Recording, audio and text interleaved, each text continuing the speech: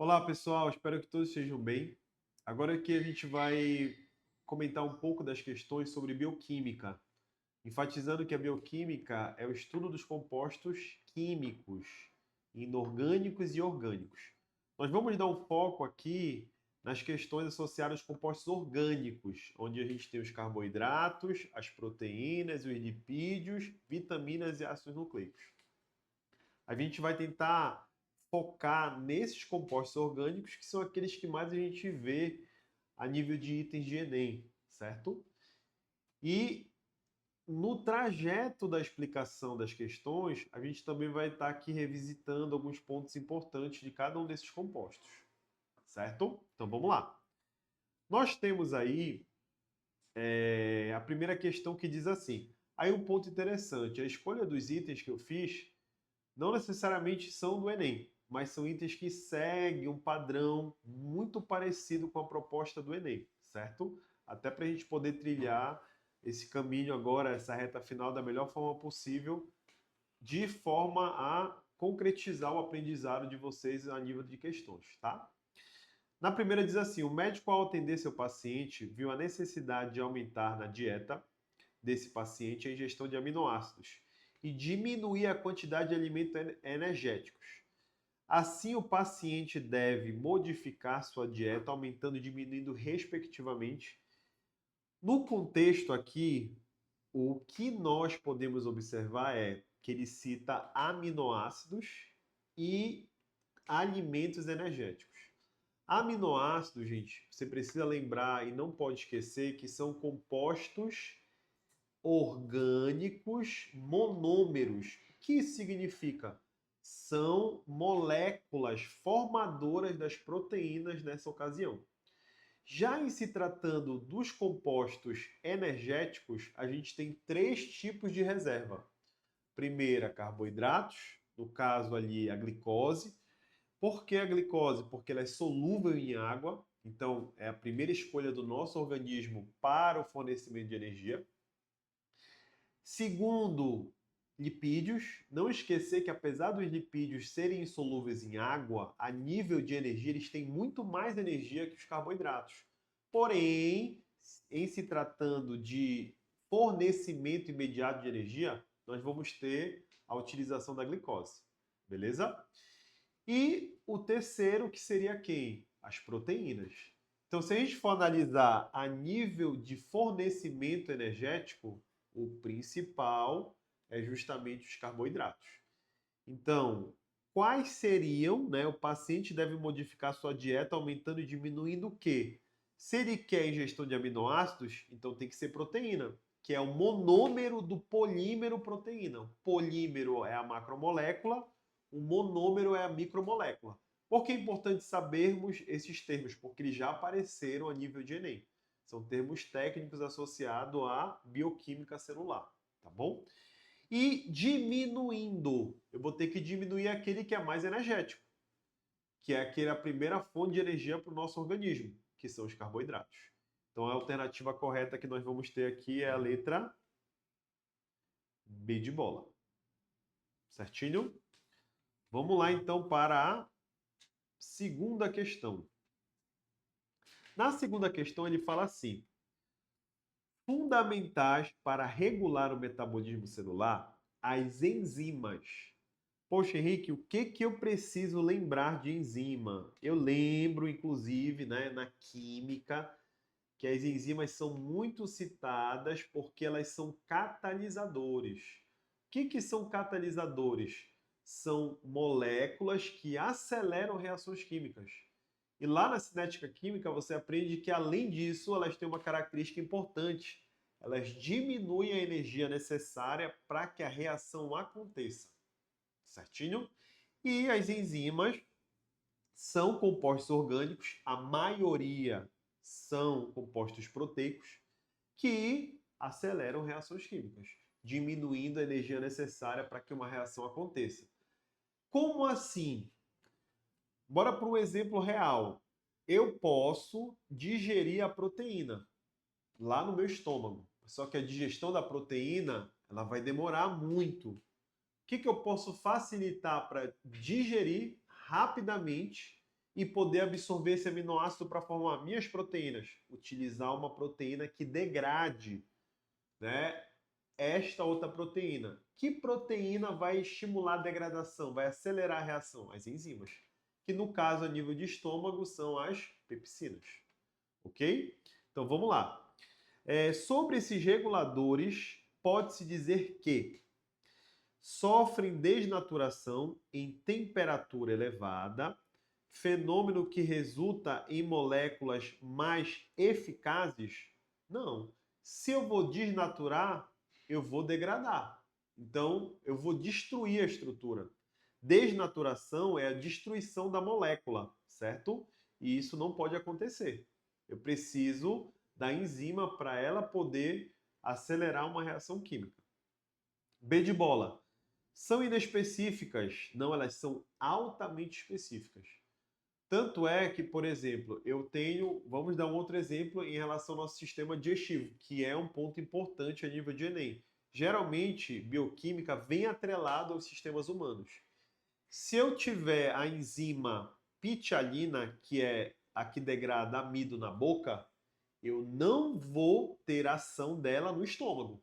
Por quê? Porque no estômago eu tenho pH diferente. Então, são condições distintas. Então, para que ela possa atuar, ela precisa de um substrato, ela precisa de um meio específico de atuação. Tá bom? Aumenta a energia de ativação? Não, ela diminui a energia necessária para que a reação aconteça. O que é energia de ativação? Energia necessária para o acontecimento de uma determinada reação química. Tá bom? D. Aumenta a velocidade das reações químicas sem a necessidade de elevar a temperatura, porque diminui a energia de ativação? Perfeito. Letra D. Certíssimo. Aproveitando aqui, né? Vamos só identificar o erro da E. Tem atividade controlada pela temperatura do meio, independentemente das concentrações? Não, elas dependem, tá, gente? Ponto importante da alternativa é que toca nas condições para que uma enzima atue de maneira adequada. Você vê que ele fala da concentração, então a concentração é importante. Você vê que fala do pH e você vê que ele fala da temperatura. São três condições essenciais para que aconteça o fenômeno mediado por uma enzima, certo? Então, correta a letra D. Vamos para a terceira. Na terceira questão, ele fala assim, ó, o aumento da atividade industrial, embora tenha trazido melhorias na qualidade de vida, agravou os níveis de poluição do planeta. Tema importante também, problemáticas ambientais, pessoal, são assuntos, né, que nós chamamos de elos na ciência da natureza. Então, ficar atento porque ela une a componente biologia, química e física. Então, nada nos impede de estarmos diante da prova e identificarmos questões de problema ambiental associados com outros temas, como, por exemplo, bioquímica. Tá bom? Na tentativa de minimizar tais efeitos, diversas abordagens vêm sendo desenvolvidas, entre elas a substituição de agentes químicos por agentes biológicos. Um exemplo é o uso na indústria têxtil da enzima celulase no processo de amaciamento dos tecidos. Então, ó, uma enzima que é a celulase ela degrada a celulose. Então, se ela degrada a celulose, as fibras do tecido que tem células com a parede celular de celulose, elas vão ficar menos espessas. E isso vai favorecer o quê? Um tecido um pouco mais leve, certo? Considerando os conhecimentos sobre a estrutura e funções das proteínas, é correto afirmar que essas moléculas biológicas são úteis no processo industrial citado devido à insensibilidade ambientais? Não. A capacidade de uma única enzima reagir simultaneamente a substratos diferentes? Vimos que não. Vimos que as enzimas são altamente específicas, então elas precisam de uma temperatura, de concentração e substrato específicos. Capacidade de diminuir a velocidade? Não, de aumentar. Lembrar, gente, enzimas aumentam aceleram a velocidade de reações químicas, tá? Alta especificidade ao substrato? Perfeito. Elas são altamente específicas. E o erro da E, capacidade de não se reciclar? Ponto interessante, as enzimas, elas são recicladas sim. A medida do evento, a medida do processo em que ela atua em um evento específico, ela em seguida pode ser reutilizada, porque ela é renovada integralmente no processo de produção do composto que foi sendo utilizado, certo? Ou seja, ela atuou no produto, no reagente, perdão, e ao final do processo ela foi renovada, podendo ser reutilizada, certo? Então a alternativa correta aqui é a letra D. Vamos lá para a quarta. Aqui tá 7, tá, pessoal? Mas é a quarta questão, tá bom? Essa questão é uma questão do próprio Enem, tá bom? E é interessante a gente utilizar até, de fato, muitos de vocês já fizeram várias questões, mas o ponto de você escutar, né, o comentário é mais também para fortalecer o seu aprendizado em relação ao que ele está falando, tá?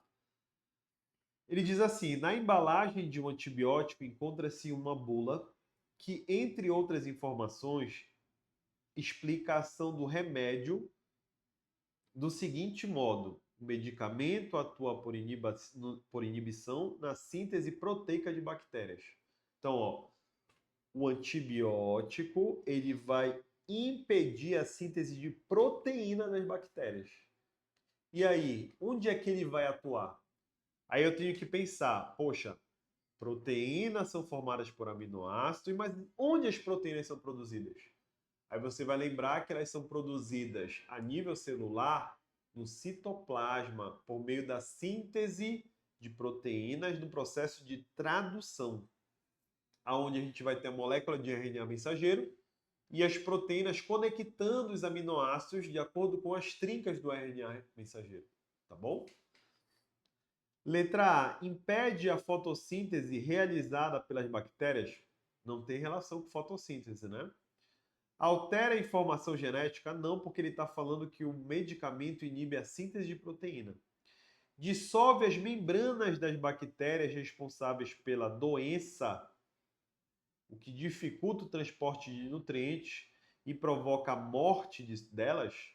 Não, né? Não fala de membrana, fala da proteína. Elimina vírus?